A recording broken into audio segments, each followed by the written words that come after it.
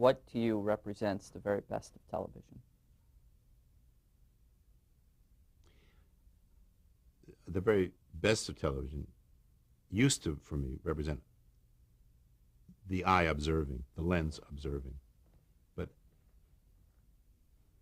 as in the Kennedy coverage, the funeral, as in the launch, the Challenger, as in some incredible performances by Richard Nixon.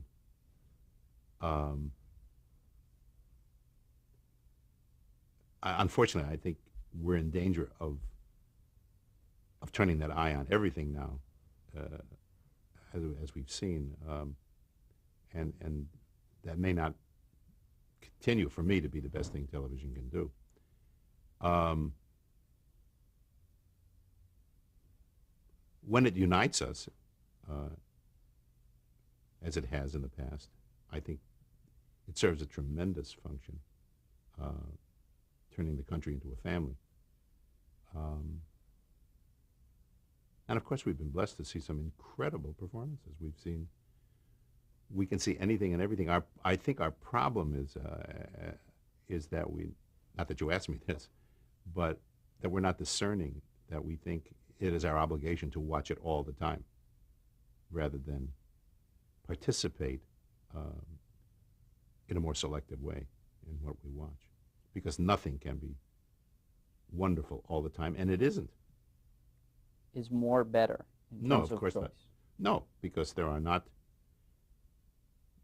talent pool is not that deep that we can supply a constant stream, which has been broadened by so many, narrowcasting and other outlets. There just aren't that many gifted people to supply us with things that must be watched. CBS just celebrated its 50th anniversary. Right. You've been writing for television since the beginning. How has television changed over 50 years? Oh, in every way, sure. Of course, it's changed. I think what's more important is how have we changed since television in the last 50 years, and that I would say is not for the better, in as much as so much of what we do is now aimed at how it's going to look on television. Um, it has changed every convention in this country, including political conventions, not to constantly play on words, but it's changed the political process. It's changed religion. It's changed how we procreate. It's changed schooling. I mean, there are children who learn more from Sesame Street than probably their all 8 years in school. Some things are better. Some things are much better. But again, most things are not, because William S. Paley said, that television is the best cigarette vending machine anybody ever invented. And it really is about the bottom line. Where do you see television going in the next century, millennium? I'm not going to be watching it in the next millennium unless there's television after death, and that wouldn't surprise me. So my only hope is cremation, I think. I don't know where it's going.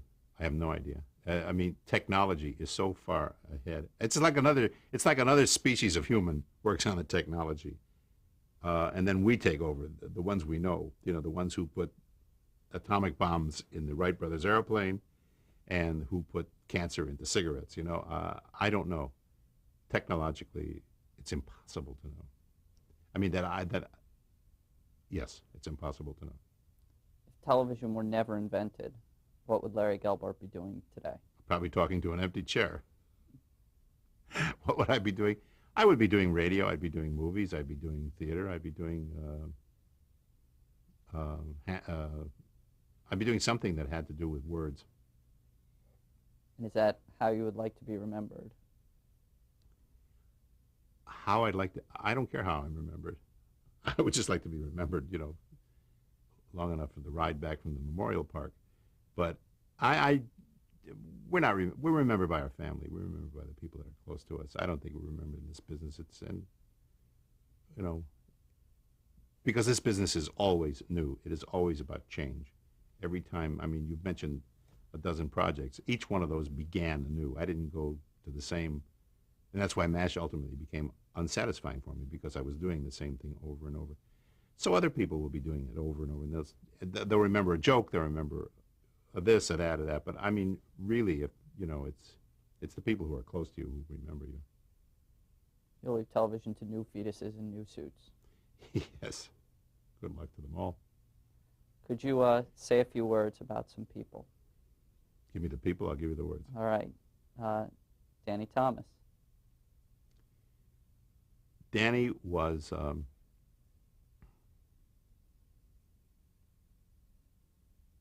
I don't know if Danny could make it today. Danny worked for an audience that was patient, that waited, that savored the detail that went to the end of a story. And at that, he was the best. He was a wonderful storyteller, which means he was a wonderful actor. And of course, I'm indebted to him for life. I mean, that's quite a tip to give your barber, you know, a career for the barber's son. Bill Manoff.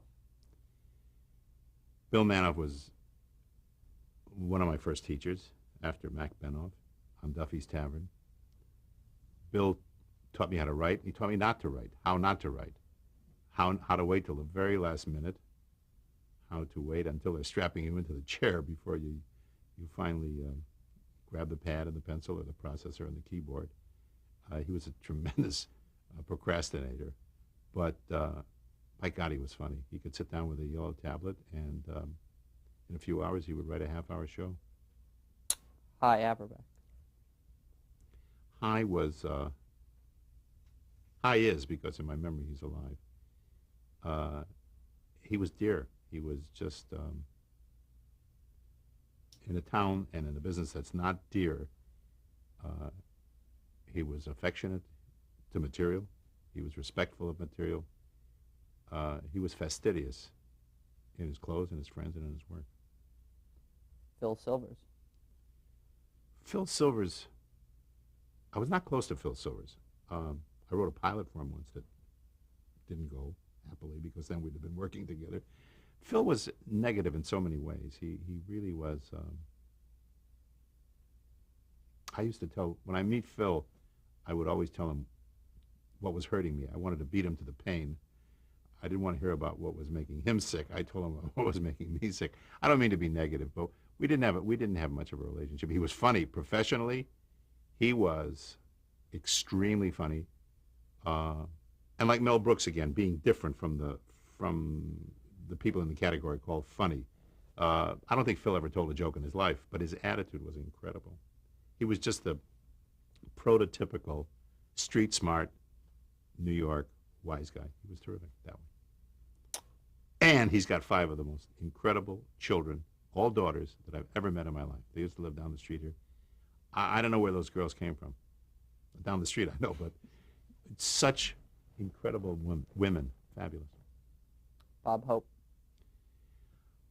I just spoke in Washington last week at the Library of Congress. They asked me, Bob's family asked me to speak at a celebration for his 95th birthday and the dedication of the Bob Hope Gallery of American Entertainment, I think it's called. And I talked for about 10 minutes then, and I'm stuck for any word now. He's a phenomenon. You know, he's one of the last left in the kind of pantheon of outsized talents. I mean, I don't think it's given to many people to have success on that level. And he was wonderful to work for. As funny, and often funnier off screen or off mic than he was on. He was a dynamo. Milton Berle. Milton, I never worked for Milton, but I was lucky enough later on in life to become a friend. Milton was going to star in a forum after Phil said no, and he backed out, and it wasn't the usual kind of antics that people associate with Berle. He really thought we were making a big mistake creatively by altering the book, which we had done at the request of George Abbott, the director. But Milton, again, is an encyclopedia of this business. You talk about where would we have been without television? Where would television have been without Milton Berle? Milton not only physically sold sets. I mean, people got tired of standing on the sidewalk looking in a hardware store or an appliance store watching over each other's shoulders, and you can't take your your shoes off on the sidewalk and watch either. So Milton not only sold sets, but he made it. He was the canary in the coal mine. He made it safe for other talent to come on. They went on the Burl Show. They saw what he was doing. They saw how it worked, and almost everybody came from that. Jack Parr. I worked for Jack in 1948 when he was just a junior diva. He is mercurial. He is eccentric. He is delightful. Really, I talk about one-off. Jack is a one-off. There never was anybody like him. Jack's not even like himself. He is very witty, and like Burl, especially Burl, he's a good audience. Like Hope, he's a good audience. The people who get laughs, we tend to think of as people who are always on, but the people who are really secure about who they are, and who know a good joke when they hear one, like to hear a good joke, even if it's not theirs. And that's certainly Jack. Jack is a tremendous fan of good comedy, and bold and brave. When you think back about and Jack is probably the inventor of the talk show, and the reason why his talk shows were so good was because he listened, just as you're doing, Dan. Larry Marks. Larry Marks. There have been many Larry Markses in this business. Larry was known as Fat Larry Marks because, in fact, he was quite heavy. He was a wonderful comedy writer. We were a wonderful team. I don't know what he had that I didn't, or vice versa, but together we turned out 4 years. I can't even. I mean, we wrote jokes for Hope by the gross. Very talented man. Joan Davis. Joan was. It's a shame Joan isn't as well known as she is. I'm sure it's a very obscure name to a lot of people. She was very funny. Her radio show was just, one of those novelty shows that never went anywhere. But and I only spent 13 weeks of my life with her. But I had a good time knowing her. Perry Lafferty. Perry Lafferty. Perry's a good guy. Somebody once talking about network executives. It was Leonard Stern, who was a very good writer.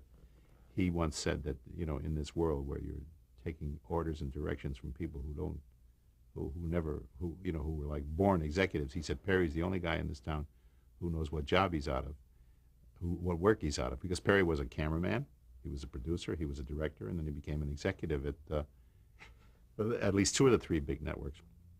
He's just got savvy. I think I talked about him earlier. If anything, he's just smarter now than when I talked about him a couple hours ago. Danny Kaye. Danny Kaye was a very rare bird.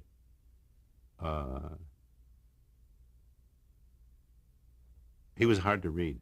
I never felt I was talking to Danny Kaye. I was talking to Danny Kaye.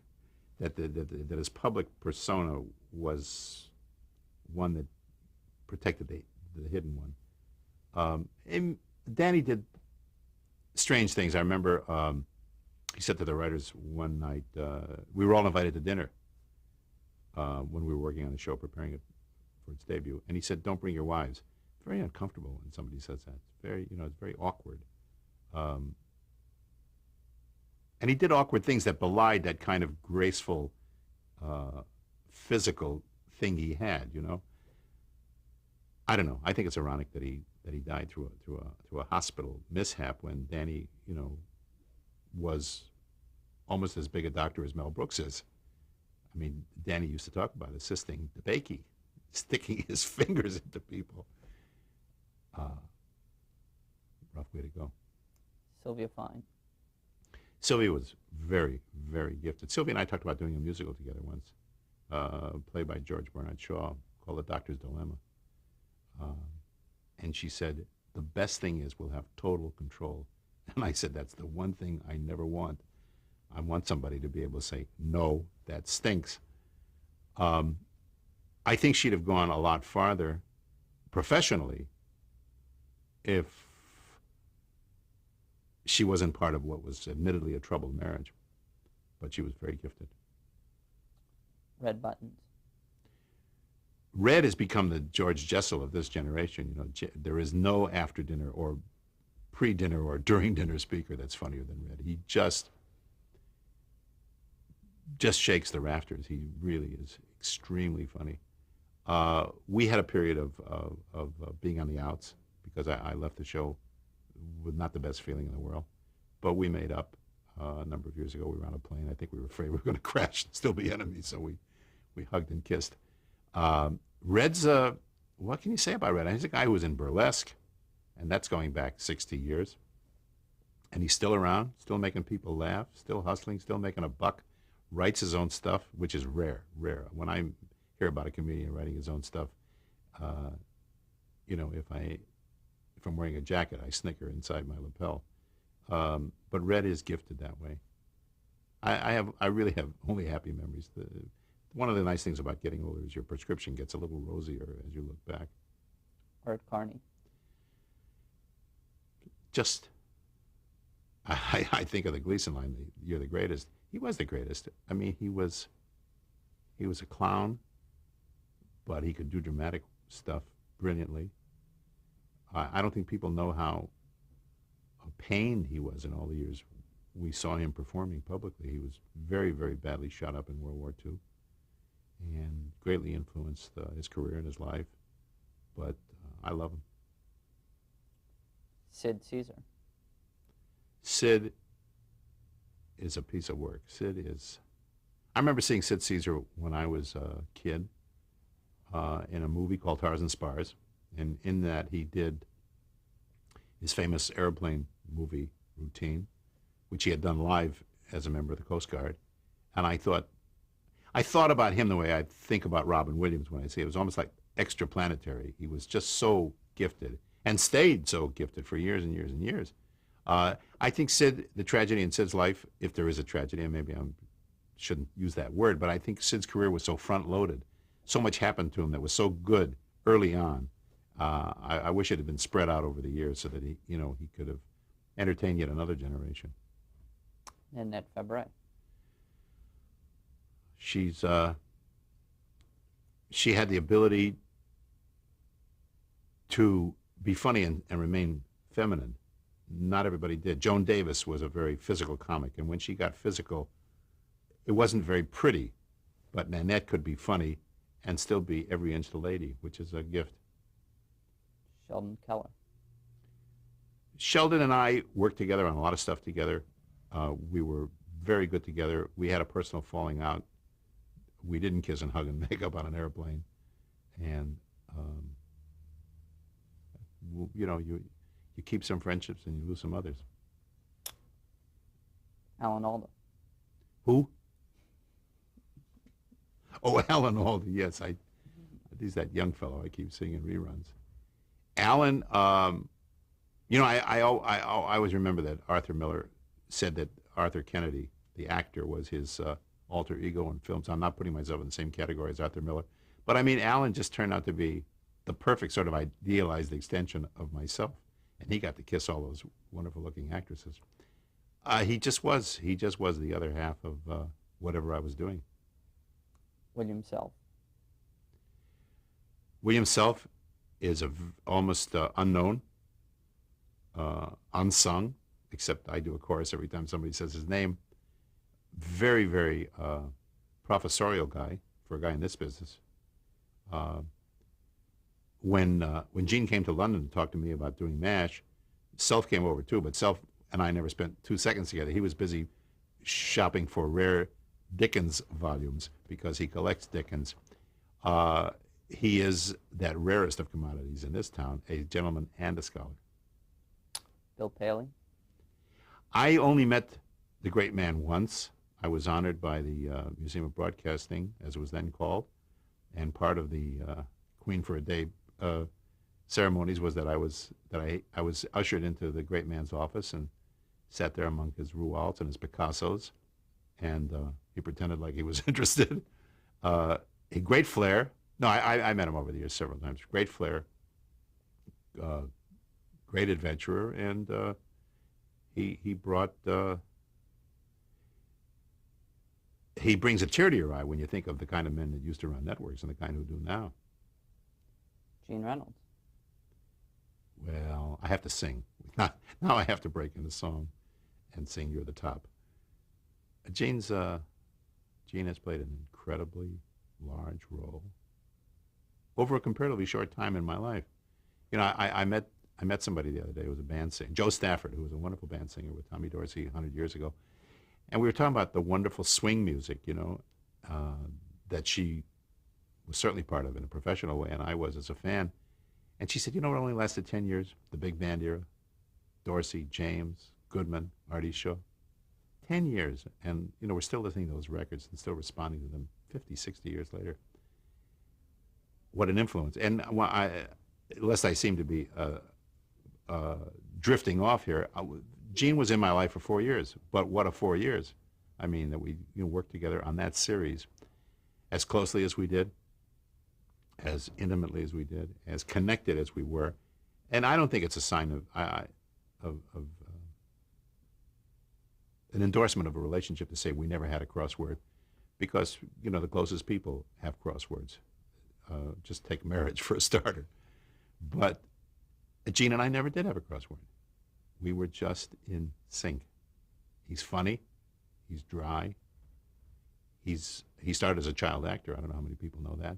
He knows what it is to be an actor. He knows what it is to be a director, a producer, a casting director, a writer. I mean, he just knows it all, and he brings it all to play in the most modest, effective way. You want to say his name again? I'll do another 20 minutes. Go ahead. Burt Metcalf. Burt, I met with Gene. It was Gene and Burt that did the casting of the MASH pilot and the series subsequently. Burt started as casting director. I think he was associate producer. And the fact that he stayed with the show 11 years and maintained its consistency, its high ideals, its standard, says as much about the man as it does about the talent. I mean, he's all about integrity. Individually or together, Jim Fritzell and Everett Greenbaum. Well, Jim died several years ago. Everett has not died. I met them both back in New York when they were writing Mr. Peepers back in, I think it was 1827. Each funny, each in a completely different way. Jim was very strange. Jim feared everything except a blank piece of paper. He couldn't go in an elevator. He couldn't walk up the stairs. When he went to visit his brother in the hospital, they brought the bed down from the 6th floor, and he visited him in the lobby. That's the kind of nutsiness. Everett is very strange. He's kind of a Jewish Yankee. Everett's from the Goldenberg family, who make the famous candy back in the East. Very wry, very dry. Everett, because there's so much ageism in our business, because at the first gray hair you lose all the jobs that you might have had the day before as a writer, I suggested to Everett that he get an agent and do voiceovers, because he's got this wonderful, wonderful kind of character voice. And Everett has become a very successful commercial actor. He works in commercials, and he doesn't have to depend on writing anymore. But the two of them, I think, over the 11 years of MASH, they wrote about 22 hours, which means one whole season. Were always distinctive for the way they wrote. Decent guys and sensational writers. Gary Markowitz. Gary Markowitz is my stepson, hence the difference in names. He was my wife's offspring from an earlier marriage, obviously. And I was very complimented when Gary decided that he wanted to write. He and his then partner, a young man named John Regier, wrote a MASH episode. And as with most episodes, I did what we call potchkeying. I fooled with it a bit. He wrote another one. They wrote another one. And then he went on to do other work in other places. He's very gifted. Gary's never been mainstream. Gary doesn't know how to do what everybody's doing. So a lot of his stuff isn't viewed with as much approval as somebody who knows how to clone other material. But we're working on a screenplay now, actually, together. Stephen Sondheim. Ooh, Stephen Sondheim. Steve was just a very young man when I met him, but then so was I when I met him. He's probably the most brilliant person I know. He's just extraordinarily bright. He's a wonderful collaborator. He's not shy about saying, "Can I take that joke of yours and put it in a lyric?" Which is fine. He's brainy. He's moody.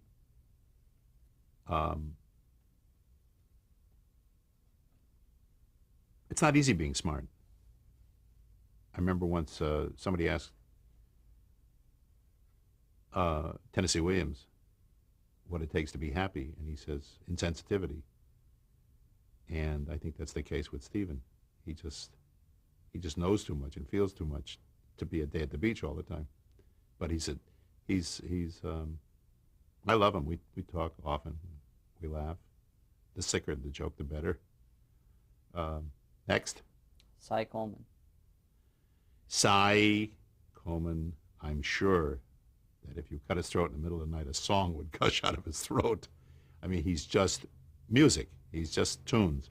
And Cy does something that I don't think any other composer does. Cy can be sly with music. I don't mean write funny music, but there's something about his chord changes. There's something about his progressions that you make you smile. Now, it's hard to make people smile with music. I'm not talking about effects where you wah, wah, wah. I mean, he just is, there's nobody like him. And we had a wonderful time on City of Angels because Cy didn't have to write a Broadway, but Cy wanted to write a swing score. Music that was swing, not Broadway's idea of swing. And toward that end, he and Billy Byers, who was, after Billy May, maybe the best big band arranger, and Pat Williams in the business, they just created a show that musicians in New York fought to get into the pit to play. Harry. My dad. Your dad. Well, my dad got me my first job, and until he stopped barbering when he was 89, he was still telling people that they ought to hire me. He was just my biggest booster, my biggest fan, very proud of me, and I was of him. He died in December of last year, so he would have been 91 in March. And he had a terrific run, except for the last few years, which were rather pain-filled. Not rather, they were pain-filled. I guess some part of me really hasn't dealt with his death yet. He was with me so long, and I was with him. I don't think there was a day in over 60-some years that I didn't talk to him every day, wherever I was. So I miss him, and I miss what he gave me. Frida, your mom. I think my mom was a massive unrealized potential. She was, as I said, very bright, very funny. But I think somehow she was cowed by being in America at a very young age, and I think she would have done more in another age, and not just been, mom, grandma, wife. Not that she didn't do all of those well, but I think she would have done more. Sasha, your grandson. My grandson.